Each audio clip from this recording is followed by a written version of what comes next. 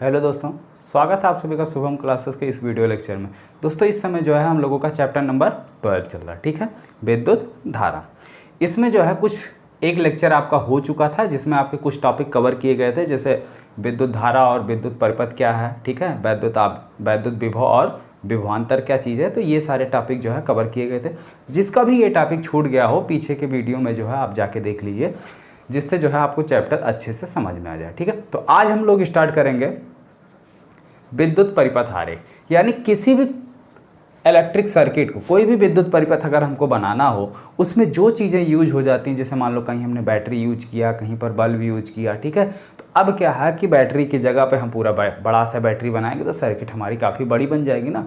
Battery पूरा बनाने जाएंगे या पूरा बल्ब बनाने जाएंगे तो काफ़ी टाइम भी लगेगा और टाइम के साथ साथ जो है आपकी सर्किट भी जो है वो काफ़ी बड़ी है। तो समय को बचाने के लिए और अपनी सर्किट को काफ़ी शॉर्ट रखने के लिए, यानी काफ़ी छोटे में समझने के लिए हम क्या करते हैं कि ये जो इलेक्ट्रिक इंस्ट्रूमेंट हैं इनके लिए हम एक सिंबल का यूज करते हैं, ठीक है। तो कौन से इलेक्ट्रिक मटेरियल के लिए कौन सा सिंबल यूज होता है, तो आज इसी को जो है हम लोग डिटेल में स्टडी करेंगे। और साथ ही जो है इस चैप्टर का सबसे मोस्ट इम्पॉर्टेंट टॉपिक ओम का नियम और प्रतिरोधों का संयोजन, तो यहाँ तक जो है आज की इस वीडियो में कवर किया जाएगा।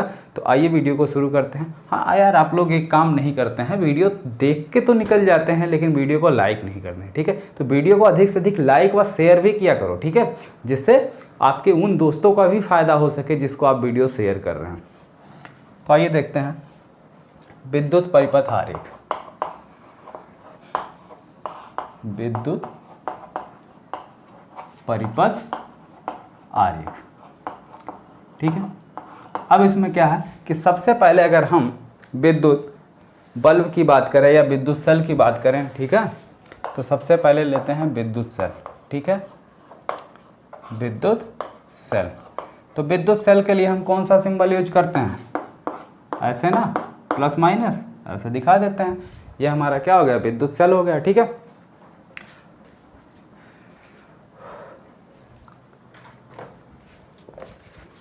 सेलों अथवा बैटरियों का अगर संयोजन हो, ठीक है,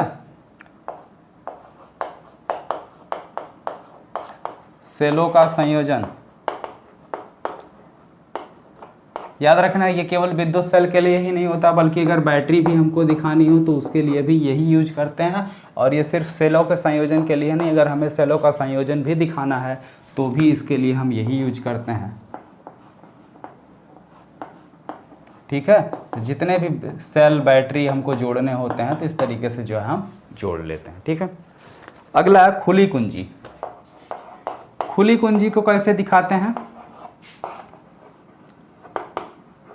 ठीक है। तो खुली कुंजी के लिए हम जो है ऐसा इस्तेमाल करते हैं, ठीक है, यहाँ पे बीच में बिल्कुल खाली रहता है। और बंद कुंजी के लिए क्या इस्तेमाल करते हैं,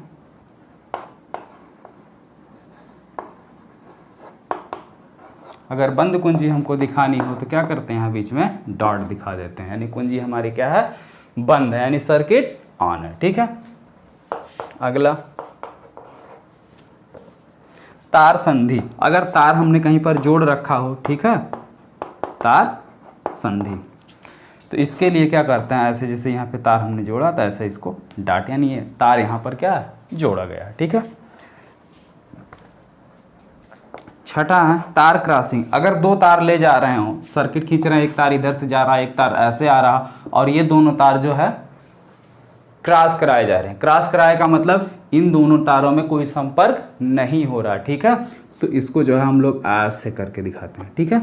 इसका मतलब है ये इसके ऊपर से आया है, इसके अंदर से नहीं आया, ठीक है। क्रॉसिंग तार या तार क्रॉसिंग, ठीक है। तो इसको जो हम लोग कैसे दिखाते हैं, ऐसे, ठीक है। अगला विद्युत बल्ब। विद्युत बल्ब को कैसे दिखाते हैं, विद्युत बल्ब। तो विद्युत बल्ब को दिखाने के लिए हम क्या करते हैं, ऐसे, ठीक है। ये हमारा विद्युत बल्ब हो गया। आठवां क्या है, प्रतिरोध, ठीक है, प्रतिरोध या प्रतिरोधक। इसको दिखाने के लिए हम क्या करते हैं, ठीक है, इस सिंबल का प्रयोग करते हैं। 8वां है परिवर्ती वोल्टेज या धारा नियंत्रक। अगर हमें कहीं धारा नियंत्रक दिखाना हो तो क्या करते हैं, धारा नियंत्रक। तो धारा नियंत्रक के लिए हम क्या करते हैं, ठीक है, ये सिंबल का यूज करते हैं। यानी अगर इस तरीके से सिंबल कहीं यूज हुआ है तो धारा नियंत्रक है ये। धारा नियंत्रक का मतलब हम अपनी इच्छा अनुसार जितना करंट चाहें उतना करंट ले सकते हैं, यानी धारा को हम कंट्रोल कर सकते हैं। नियंत्रक का मतलब ये ना होता है नियंत्रण में रखना, कंट्रोल में रखना, ठीक है। एमीटर को किससे दिखाते हैं, एमीटर को बीच में ए लिखते हैं, ठीक है, प्लस माइनस। और वोल्ट मीटर को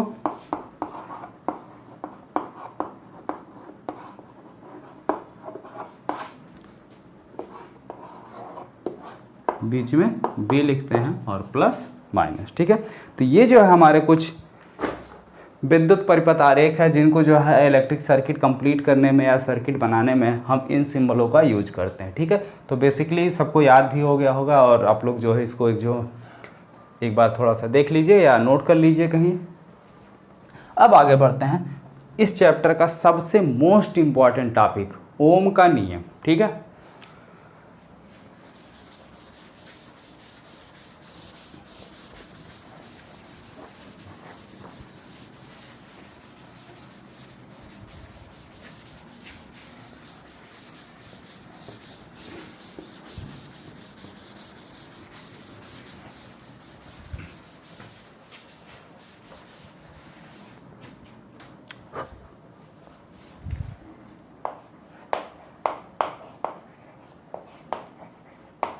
ओम का नियम।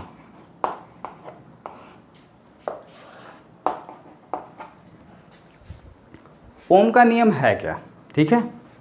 तो ओम का स्टेटमेंट यह है कि अगर कोई हमारा चालक तार है, ठीक है, कोई चालक तार है, जैसे मान लो ये हमारा चालक तार ए बी है, अगर इसकी भौतिक अवस्था, अब भौतिक अवस्था यानी फिजिकल स्टेट से मतलब यह है कि वो स्टेट जिसको हम टच कर सके, छू सके या देख सके या फील कर सके, वो सारी चीज़ें जो है हमारी क्या कहलाती हैं, फिजिकल स्टेट या भौतिक अवस्थाएं।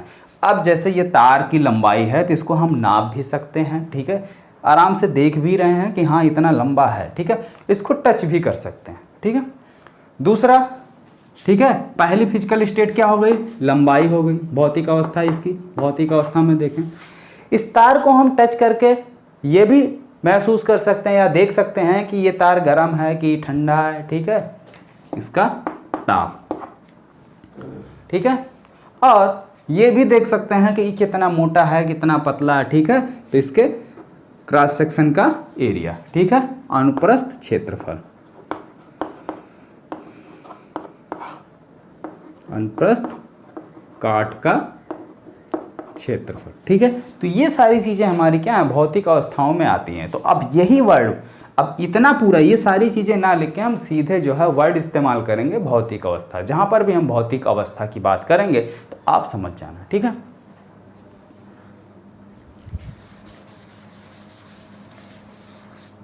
तो आइए देखिए ओम का नियम पहले लिख लेते हैं, ठीक है, फिर आपको अच्छे से समझाते हैं।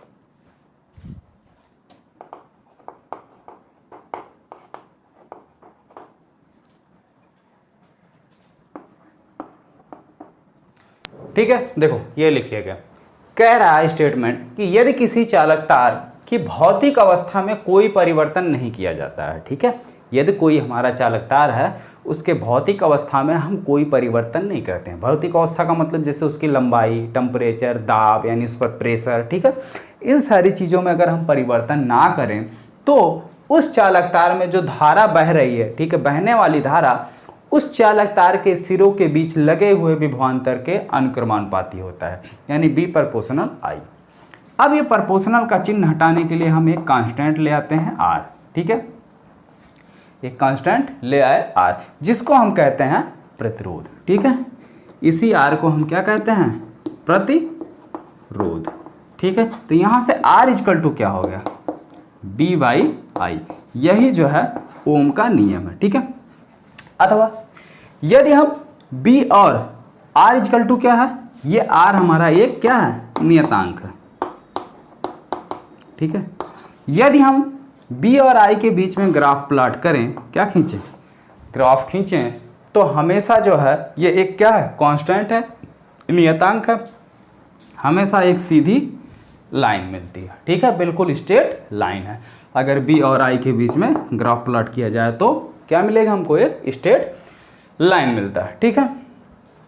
इतनी बात क्लियर हुई। अब देखो एक थोड़ा आसान और शार्ट तरीका समझ लो, ठीक है। अगर आपको ये फार्मूला नहीं भूलता, अब यहां से देखो आपके 3 फार्मूले निकल, एक B equal to R I है, आई आर, एक निकल रहा है R equal to B by I, और एक निकलेगा I equal to B by R, I equal to B by R, ठीक है। तो इसको जो है आप एक वेन डायग्राम से आसानी से समझ सकते हैं, ठीक है। आप बिल्कुल ऐसे एक छोटा सा गोला बनाओ, ठीक है, इसको जो है 3 पार्ट में करो, यहाँ पे लिख दो b, यहाँ पे लिख दो i, यहाँ पे लिख दो r, ठीक है। अगर आपसे पूछा जाता है b इक्वल टू, जो चीज़ पूछा जाए, ठीक है, जैसे आपसे पूछा गया b इक्वल टू, b को ढक लो, क्या मिल रहा है, आई आर। आपसे पूछा गया i इक्वल टू, तो i इक्वल टू क्या मिल रहा है, b बटे में r इक्वल टू पूछा गया तो b बाई आर, ठीक है। आसानी से आप याद कर सकते हैं, ओके। आगे बढ़ते हैं, ठीक है, ओम का नियम हो गया, और इसी को हम क्या बोले हैं, प्रतिरोध, और ये एक हमारा नियतांक होता है। अब थोड़ा सा प्रतिरोध के बारे में जान लेते हैं, प्रतिरोध होता क्या चीज़ है, ठीक है। इसको मिटाते हैं और आगे बढ़ते हैं।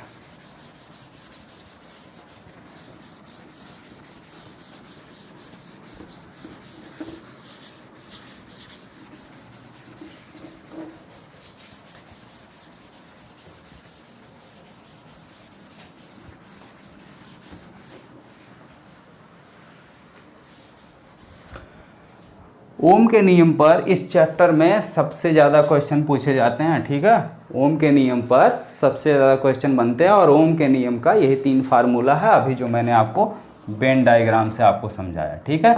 यहाँ पे बी लिख लो, यहाँ पे आई लिख लो, यहाँ पे आर लिख लो, यही 3 फार्मूले सबसे ज़्यादा यूज किए जाते हैं, ठीक है। तो प्रतिरोध की बात करते हैं, प्रतिरोध क्या चीज़ होता है, ठीक है। तो देखो कोई भी चालक तार है, उसमें क्या हो रही है, इलेक्ट्रॉन जब प्रवाहित होते हैं तो ही जो है हमको क्या मिलती है, धारा मिलती है ना। जब इलेक्ट्रॉन एक सिरे से दूसरे सिरे तक मूव करते हैं तो हमको धारा मिलती है। लेकिन कुछ ऐसी चीज़ें होती हैं जो उस इलेक्ट्रॉन के प्रवाह, यानी जो इलेक्ट्रॉन प्रवाहित हो रहे हैं उसको रोकने की कोशिश करते हैं या उसके मार्ग में रुकावट उत्पन्न करते हैं, ठीक है। तो जो धारा के प्रवाह में अवरोध उत्पन्न होता है या रुकावट कह लीजिए, ठीक है, उसी को हम क्या कहते हैं, प्रतिरोध कहते हैं, ठीक है। तो प्रतिरोध का सिंपल सा डेफिनेशन है कि धारा के मार्ग में उत्पन्न या धारा के मार्ग में उत्पन्न अवरोध या रुकावट को हम क्या कहते हैं, प्रतिरोध कहते हैं, ठीक है। परिभाषा क्या हुई, धारा के मान में, ठीक है, या धारा के प्रवाह में, ठीक है, धारा के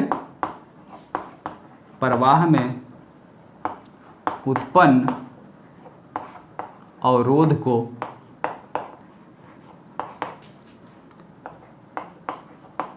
प्रतिरोध कहते हैं, ठीक है, प्रतिरोध कहते हैं। डेफिनेशन आप बिल्कुल अपनी इच्छा से लिख सकते हैं। हमने लिखा धारा के प्रवाह में उत्पन्न अवरोध, आप लिख सकते हैं धारा के मार्ग में उत्पन्न रुकावट को या उत्पन्न बाधा को प्रतिरोध कहते हैं। ठीक है, अब देखो इसे R से प्रदर्शित करते हैं। ठीक है, इसे R से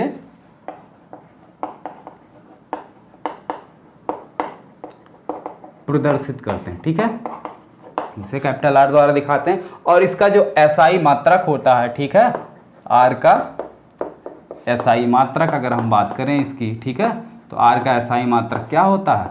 ओम। ठीक है,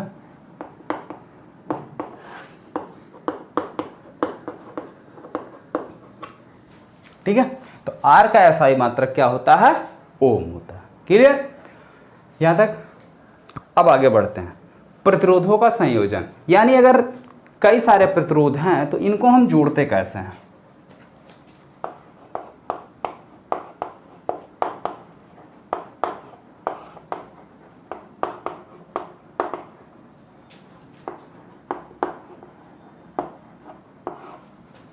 अब प्रतिरोध हमारे जो है दो तरीके से जोड़े जा सकते हैं। ठीक है, एक श्रेणी क्रम समायोजन, दूसरा समांतर क्रम समायोजन।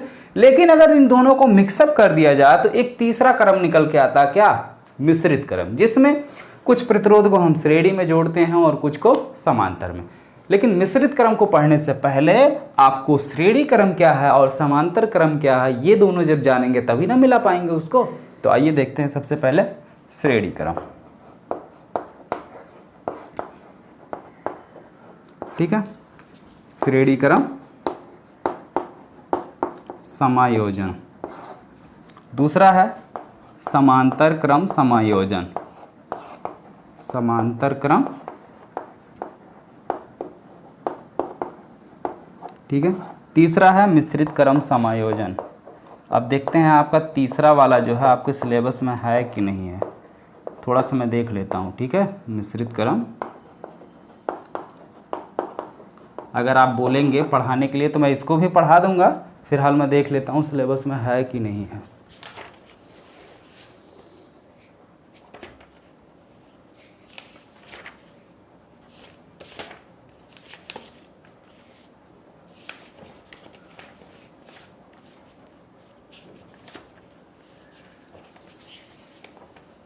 नहीं है। ठीक है, तो आपके सिलेबस में जो है केवल यही दो ही क्रम दिया हुआ है बुक में, तीसरा वाला नहीं दिया हुआ। अच्छा, एक चीज़ थोड़ा सा हम भूल गए हैं, V इक्वल टू क्या बताए थे यहाँ पे? IR। ठीक है, यहाँ पे हमने V इक्वल टू क्या आपको बताया था? IR, या I इक्वल टू क्या बोला था? B/R। ठीक है, या R इक्वल टू क्या बोला था? B/I। अब यहाँ से देखो तीन परिभाषा और बन रही है। ठीक है, यहाँ से जो है आपकी तीन परिभाषा और बन रही है। क्या? यदि I का मान हम 1 एम्पियर कर दें, क्या कर दें? यदि I बराबर क्या कर दिया जाए? 1 एम्पियर। ठीक है, और R बराबर क्या कर दिया जाए? 1 ओम, तो B बराबर क्या निकल के आ जाएगा? 1 वोल्ट। 1 वोल्ट। ठीक है, तो 1 वोल्ट की क्या परिभाषा बनी? अब भाई 1 वोल्ट निकल के आ रहा, तो 1 वोल्ट की परिभाषा तो बन रही है ना। क्या परिभाषा बन रही है? ठीक है, हालांकि ये क्वेश्चन जो है आपसे वाइवा वगैरह में पूछा जाता है कि 1 वोल्ट की परिभाषा बताओ, या 1 ओम की परिभाषा बताओ, या यहाँ से I है तो I का मात्रक एम्पियर होता है, 1 एम्पियर की परिभाषा बताओ। ठीक है, तो ऐसे क्वेश्चन जो है बहुत पूछे जाते हैं, एग्जामिनर बहुत पूछते हैं। तो यहाँ पे हम क्या कर रहे हैं? 1 वोल्ट आ कब रहा है, कैसे आ रहा है? I बराबर 1 एम्पियर ले रहे हैं, R बराबर 1 ओम ले रहे हैं। तो यदि किसी परिपथ में बहने वाली धारा 1 एम्पियर हो और उस परिपथ का प्रतिरोध अगर 1 ओम है तो उस परिपथ के सिरों का वोल्टेज जो है क्या होगा? 1 वोल्ट होगा। ठीक है, तो 1 वोल्ट की क्या परिभाषा बनी कि यदि किसी परिपथ में 1 एम्पियर की धारा प्रवाहित हो रही है और उस परिपथ का प्रतिरोध 1 ओम है तो उस परिपथ के सिरों के बीच वोल्टेज जो है या विभवांतर जो है वो 1 वोल्ट होगा। ठीक है, 1 वोल्ट की परिभाषा क्लियर हो गई। दूसरी आ जाओ, 1 एम्पियर, B बराबर अगर हम रख दें 1 वोल्ट और R बराबर भी 1 ओम रख दें तो I इक्वल टू क्या आ गया? 1 एम्पियर आ गया। तो 1 एम्पियर की क्या परिभाषा बन रही है?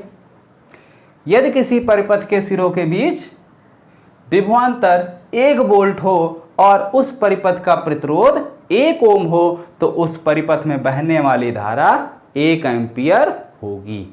क्लियर? फिर से देखो, यदि किसी परिपथ, जैसे मान लो ये हमारा कोई परिपथ है, ठीक है,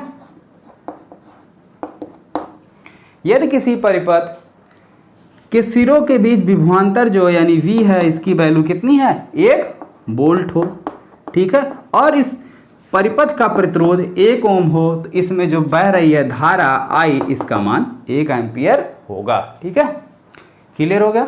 अब आ जाओ प्रतिरोध पे। तो V इक्वल टू 1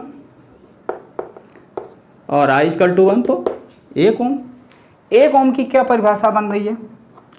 यदि किसी, जैसे परिपथ यही है, यदि किसी परिपथ के सिरों के बीच विभवांतर 1 वोल्ट हो और उसमें बहने वाली धारा 1 एम्पियर हो तो उस परिपथ का प्रतिरोध कितना होगा? 1 ओम होगा। ठीक है, उस परिपथ का प्रतिरोध कितना होगा? 1 ओम होगा। क्लियर? चलो, अच्छी बात है।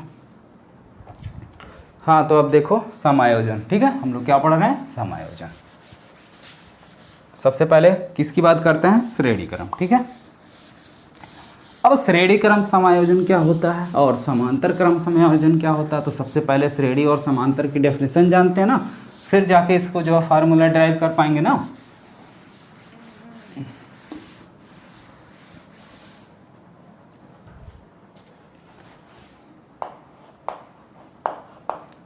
श्रेणी क्रम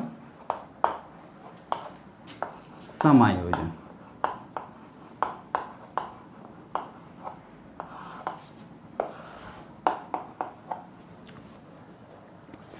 श्रेणी क्रम समायोजन में क्या होता है कि जब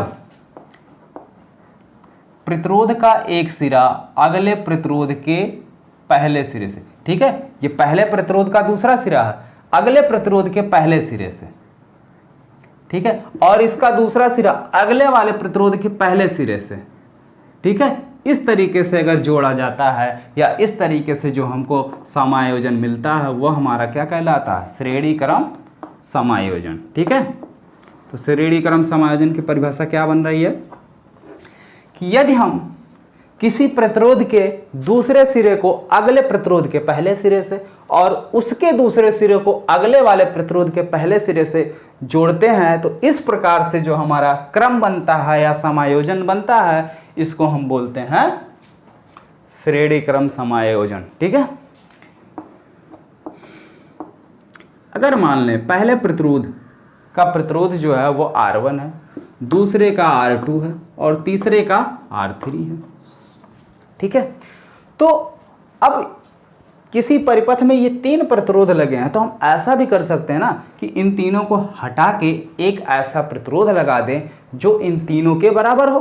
ठीक है, कभी कभी हम लोग क्या करते हैं कि अब तो शायद बहुत कम ही आप लोगों को देखने को मिले, रेडियो जो है आपने देखा ही होगा, उसमें 3 सेल लगता था। ठीक है, हर एक सेल जो है आपका लगभग 1.2 वोल्ट का होता था। ठीक है, तो नॉर्मली 3 सेल लगता था, तीनों अगर श्रेणी क्रम में लगते थे तो अगर हम जोड़ें उसको तो लगभग 3.5 वोल्ट के आसपास, 3.6 वोल्ट के आसपास आता था। ठीक है, 3.6 वोल्ट।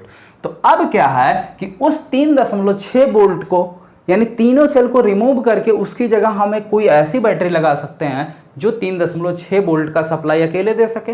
ऐसा हो सकता है ना, और किया भी गया है। ठीक है, इस समय अगर मोबाइलों को देखें तो मोबाइल में जो अब तो इनबिल्ट बैटरी आने लगी, थोड़ा सा और पहले जाओ नोकिया या फिर जो ये नॉर्मल आपके कीपैड वाले फ़ोन आते थे उसमें जो आपकी बैटरी होती थी वो 3.7 वोल्ट की होती थी। ठीक है, ओके, तो अब बताओ कि ये जो तीनों प्रतिरोध हमने R1, R2, R3 अलग अलग ले रखा है तो इसकी जगह एक प्रतिरोध यूज कर सकते हैं ना जिसका प्रतिरोध कैपिटल R हो। तो देखो B,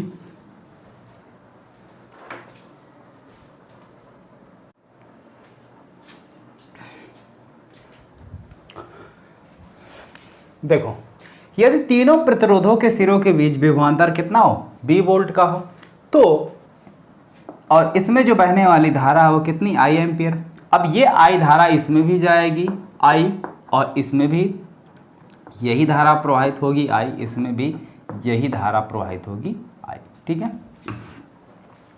तो श्रेणी क्रम में, ठीक है, जब भी हम श्रेणी क्रम में किसी भी चीज को जोड़ते हैं तो इसमें जो बह रही है धारा, बहने वाली धारा सब में सेम होगी, और इनके सिरों के बीच का विभवांतर जो है वो क्या हो जाएगा, अलग अलग हो जाएगा, ठीक है। इनके सिरों के बीच का विभवांतर जो है वो अलग होगा। यहाँ पे मान लेते हैं विभवांतर हमारा कितना है, V1 होगा, यहाँ पे विभवांतर कितना है, V2 हो जाएगा, और यहाँ पे विभवांतर हमारा कितना, V3 हो जाएगा, ठीक है। अच्छा, धारा सेम कैसे हो गई, अब देखो, जैसे ये सब एक ही क्रम में जुड़े हुए हैं ना। जैसे मान लो कोई हमारी नाली टाइप की है, ठीक है, जिसमें से पानी जा रहा है, ठीक है, यहाँ पे कोई पेड़ लगा हुआ है, यहाँ पे कोई पेड़ लगा हुआ है, यहाँ पे, यानी एक क्रम में सीधे सीधे श्रेणी क्रम में लगे हुए हैं। तो जो पानी यहाँ से होकर जाएगा उतना ही इसमें जाएगा, उतना ही इसमें, उतना सब में सेम जाएगा ना। तो वही सेम प्रोसेस है इसमें भी, कि अगर श्रेणी क्रम में है, ठीक है, श्रेणी क्रम में कोई भी चीज़ जुड़ा हुआ है तो उसमें जो बहने वाली धारा है वो सेम होगी, लेकिन उसके सिरों के बीच जो विभवांतर है वो अलग अलग होगा, ठीक है। अब आ जाओ, तो पहले सिरों के बीच विभवांतर कितना आ जाएगा, V इक्वल टू क्या होता है, ओम के नियम के अकॉर्डिंग क्या होता है, IR। तो पहले सिरों के बीच विभवांतर V1 बराबर क्या हो जाएगा, I इंटू R1, ठीक है। दूसरे के बीच विभवांतर V2 इक्वल टू क्या हो जाएगा, I इंटू R2। तीसरे के बीच विभवांतर V3 इक्वल टू क्या हो जाएगा, I इंटू R3। लेकिन B1 B2 प्लस B3 इन तीनों का मान किसके बराबर होगा, B के बराबर ही तो होगा। अब जैसे एग्जाम्पल ले लो, कोई रेडियो है, उसमें 3 सेल लग रहा है, या तीनों सेल को हम हटा दें, उसकी जगह एक ही सेल यूज करें, तो वो सेल ऐसा होगा कि इन तीनों के योग के बराबर होगा। तो यानी V इक्वल टू हमारा क्या है, V1 plus V2 plus V3। V1 V2 और V3 की वैल्यू रख लो, I into R1 plus I into R2 plus I into R3। I सब में कॉमन है, I को ले लो common, R1 plus R2 plus R3 equal to V। I को भेज दो दूसरी साइड, तो इधर भाग में आ जाएगा, B बटे I बराबर R1 plus R2 plus R3। यदि तीनों प्रतिरोधों का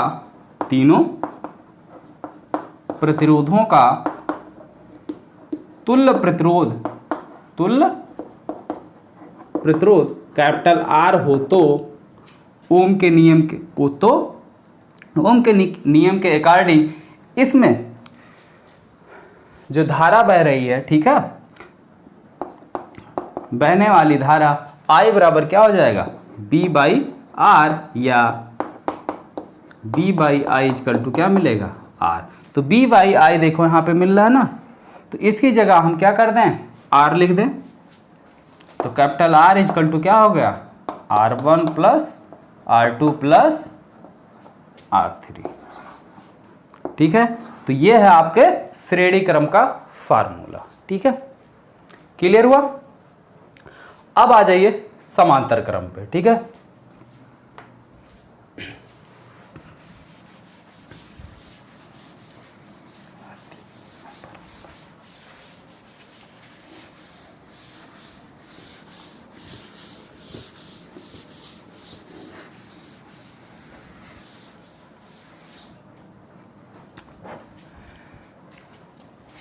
समांतर क्रम समायोजन, ठीक है, समांतर क्रम समायोजन। अब इसमें क्या होता है कि जितने भी प्रतिरोध जोड़े जाते हैं, सभी प्रतिरोधों का पहला सिरा एक बिंदु से और दूसरा सिरा एक बिंदु से जोड़ दिया जाता है, और इस प्रकार से प्राप्त समायोजन हमारा क्या कहलाता है, समांतर क्रम समायोजन। जैसे मान लीजिए ये हमारे प्रतिरोध हैं, ठीक है, अब इन सब का पहला सिरा एक बिंदु से और दूसरा सिरा जो है दूसरे बिंदु से, ठीक है।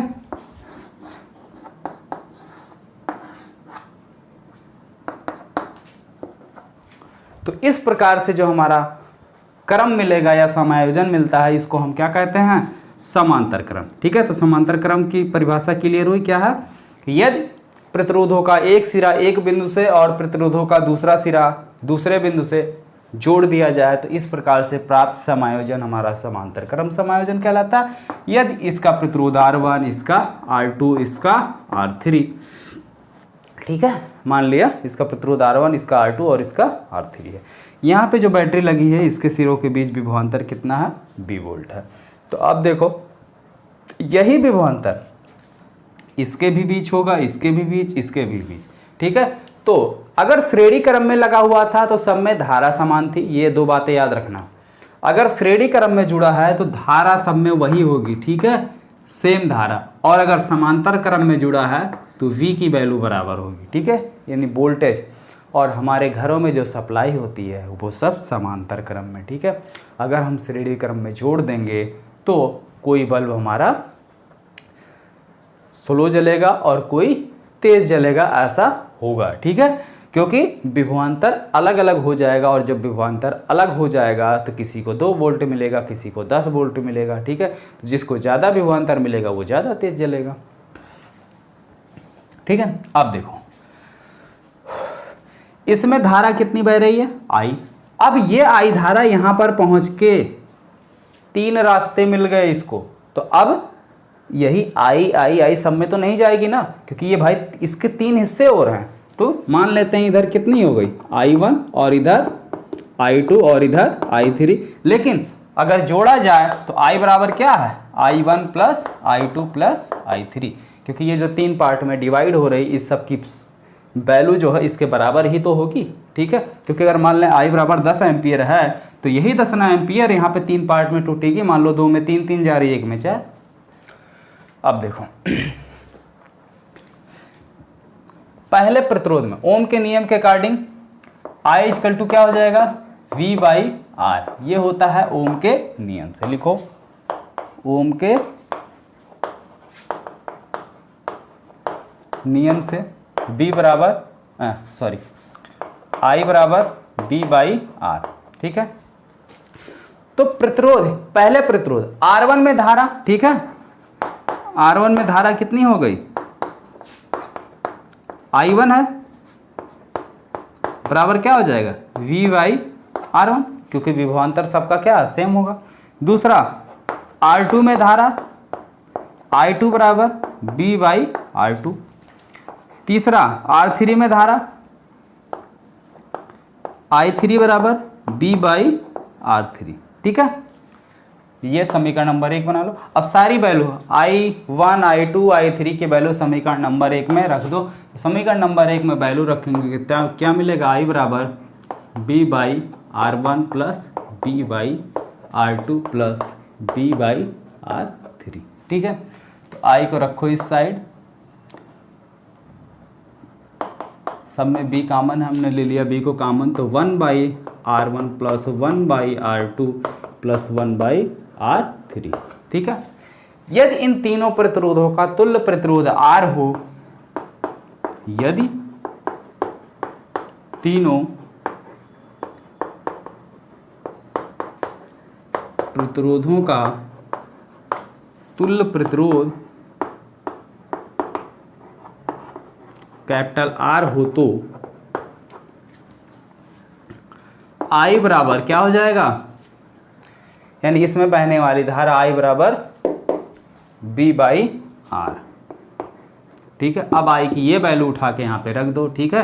तो V by R equal to, इसको बना लो समीकरण नंबर 2, इसको बना लो समीकरण नंबर 3। तो समीकरण 2 और 3 से, समीकरण 2 और व 3 से क्या मिल रहा, V by R equal to V बाहर कॉमन है 1 by R1 plus 1 by R2 plus 1 by R3। V से V कैंसिल हो गया तो क्या मिला, 1 by R equal to 1 by R1 plus 1 by R2 plus 1 by R3, ठीक है। ये आपके समांतर क्रम का फार्मूला है, ठीक है। तो अगर हम प्रतिरोधों को समांतर क्रम में जोड़ते हैं तो इस प्रकार से जोड़ेंगे, ठीक है। क्या मिल रहा है कि समांतर क्रम में जुड़े हुए प्रतिरोधों के तुल्य प्रतिरोध का व्युत्क्रम उनके अलग अलग प्रतिरोधों के व्युत्क्रम के सम के बराबर होता है, ठीक है।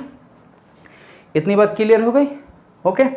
अब यहां तक जो है आप लोग अच्छे से इसको तैयार कीजिए और बाकी जो इसके आगे का वीडियो है या इसके आगे का जो टॉपिक है वो कल के वीडियो में डिस्कस करेंगे।